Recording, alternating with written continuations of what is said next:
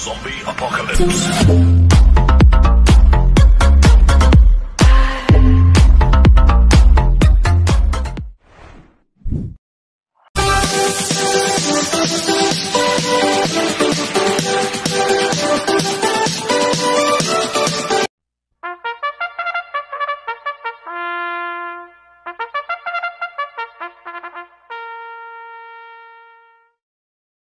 Magandang araw po mga bayang karerista. Ngayon po ay araw ng linggo, March 9, 2025, karera po ng Metro Turf, Malbar, Batangas. Meron po tayong 7 karera sa araw na ito. Nandito naman po yung lingkod, Drunken Master Wangbu aka Eloato Budoy, para magbigay ng giya at analysis sa inyo mga bayang karerista. Mga bayang karerista, start po ng karera natin ay 3 PM.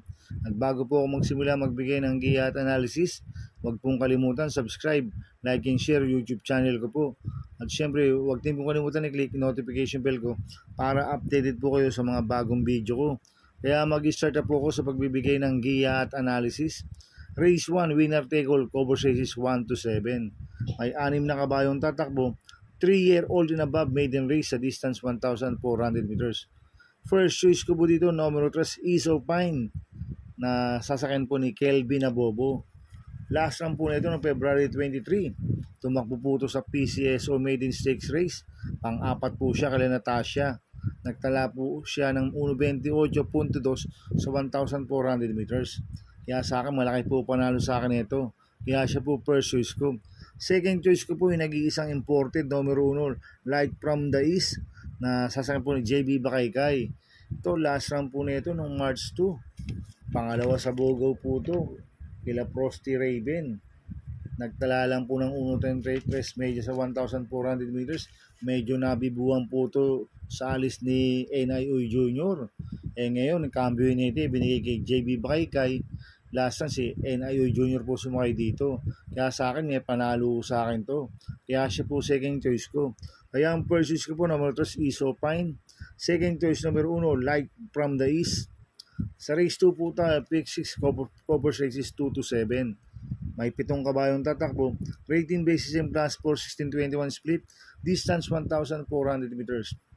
First choice ko po dito, numero 4, Money for Bipani, na sasakyan po ni JR De Ocampo. Last run po na ito noong February 23. Pangatlo po ito kila Phil the Burn. Nagtala lang ng 1.28.4 sa 1,400 meters. Pero ang best time po nito 1.26.4 sa 1,400 meters. Tingin ko solo aire po ito si Money for Bipani. Pag napabayaan po nila sa harapan to, pwedeng makatapos ang karera po ito. Kaya sa akin, malaki po panalo sa akin ito. Kaya siya po first choice ko. Second choice ko po, numero 1, Karing Melody, na sasakyan po ni BJB Galieta. Last run po nito February 21. Bugaw to kila Bad Boy MJ, nagtala lang 1.6.2 sa 1,200 meters. Hindi binigyan ng importansya ng connection last run to. Ito, pag binigyan ng importansya ng connection to, malaki po panalo sa akin ito dahil meron 1.27 medya sa 1,400 meters. Kaya siya po yung second choice ko. Kaya ang first choice ko po, numero 4, Money for Bipani. Second choice, numero 1, Karing Melody. Sa race 3 po tayo, pick 5, cover race 3 to 7. May 8 kabayong tatakbo. Rating basis in plus 5, 6 to 10 split. Distance 1,400 meters. First choice ko po dito, numero 1, Bisyo Magserbisyo, na sasakyan po si Penson.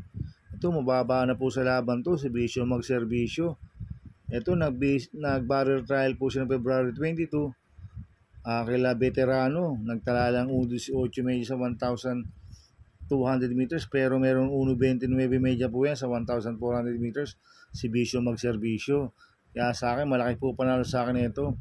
Kaya siya po first choice ko. Second choice ko po, numero 8, Achioli, na sasakyan po ni A. Abrea. Ito, bagong baba po ng rating base system. Last run po nito, March 1, pang-apat po siya kala My Dad Bogart. Nagtala ng 1.30 medya sa 1,400 meters.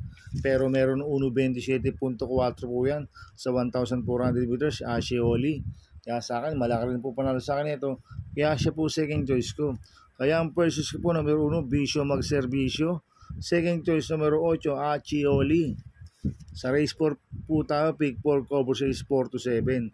May 6 na kabayong tatakbo. Rating base system, class 4, 28 to 33, 34 to 39, merge, distance 1,400 meters. So, solohin ko na po yan, numero 4, Cat Bell, na sasakyan po ni JB Hernandez. Last run po na ito noong February 28, ang 4 kila Velvet Ace, nagtala ng 1.13.2 sa 1,200 meters. Tsaka meron pong tatakbuhan yan sa March 16 sa MHP, Manila Horsepower, sa Classic Cup Division 3. Si Cat Bell, nakahanda po yan. Kaya sa akin, solohin ko na po yan, numero 4, Cat Bell. Sa race 5 po tayo, may 9 na kabayong tatakbo. Rating base system, class 4, 22 to 27 sa distance 1,400 meters. First choice ko po dito, numero 2, Boss Ako Naman, na sasakyan po ni Patty Dilema. Last run po nito, February 23, pang-6 kila baba na. Nagtala po siya ng 1.44 sa milya.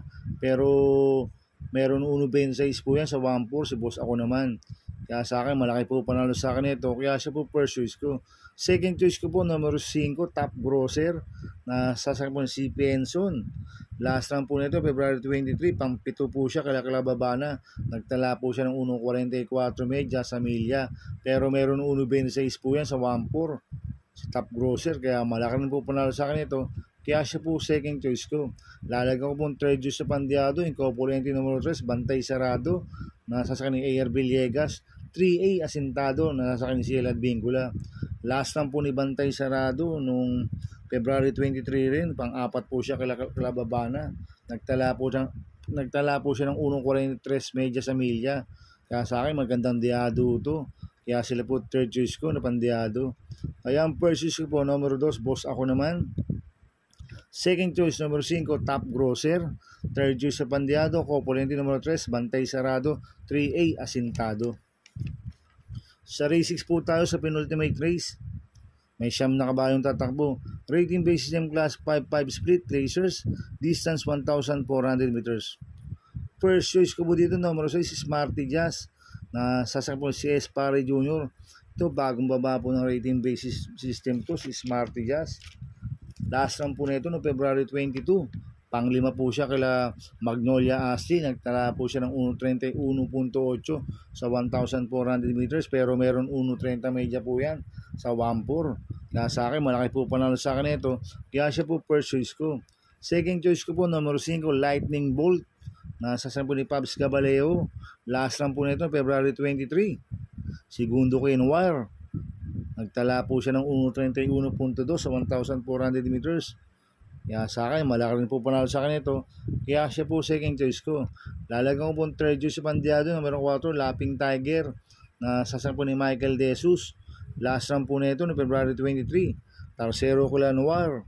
Nagtala rin po ng 1.31.2 puto sa 1,400 meters. Cambio nito, binalik kay Michael De Jesus. Last run si Tanya Naboroso po sumakay dito. Kaya sa akin, magandang diado to. Kaya siya po third choice ko na Pandiado. Kaya ang first choice ko po, numero 6, Smarty Jazz. Second choice, numero 5, Lightning Bolt. Third choice, Pandiado. Numero 4, Lapping Tiger. Sa race 7 po tayo sa last race. May 9 na kabayong tatakbo. Rating base system, class 5-11 to 15 split. Distance 1,400 meters. First choice ko po dito, numero 7, Boss Lady, na sasakyan po ni Jordan Guerra. Last run po na ito nung March 1. Segundo po siya kay Jenks Adenap. Nagtala po siya ng 1.29.6 sa 1,400 meters. Pero meron 1.28 medya po yan sa 1.4. Kaya sa akin, malaki po panalo sa akin ito. Kaya siya po first choice ko. Second choice ko po, numero 8, Potential, na sasakyan po ni EL Blanca Flor. Last run po na ito nung March 2. Pang-4 kila Full Control. Nagtala po siya ng 1.29.6 sa 1,400 meters. Cambio nito, binigay kay EL Blanca Flor. Last na si JC De La Cruz po sumakay dito. Pero meron 1.28 po yan sa 1.4. Kaya sa akin, malaki rin po panalo sa akin ito. Kaya siya po second choice ko. Kaya ang first choice ko po, numero 7, Boss Lady. Second choice, numero 8, Potential. Good luck and happy racing mga bayang karista. Inuulit ko, ito yung gabay ko lang at analysis ko. Pero pagdating sa tayan, kayo pa din masusunod. Sana iswertihin tayo at magsitama Kaya good luck po sa ating lahat mga bayang karisa. Mga bayang karisa, shoutout muna ako. Happy racing po kay Boss Manuel Chua, kay Boss Manica Please, kay Boss Chacon po. Happy racing po sa inyo. Sana ay swerting tayo magsitama. At happy racing po sa mga taga-Bargadaan OTV at sa mga taga-Double Rank OTV. At happy racing po sa mga taga-Pingping Boys. Kaya sana ay swerting tayo magsitama. Kaya good luck po sa ating lahat. Kaya mga bayang karisa, please subscribe my YouTube channel at Tubudoy 2.0. Sana ay lagi niyo pong panoorin ads ko, huwag niyo skip. Kaya maraming salamat po sa inyo and God bless.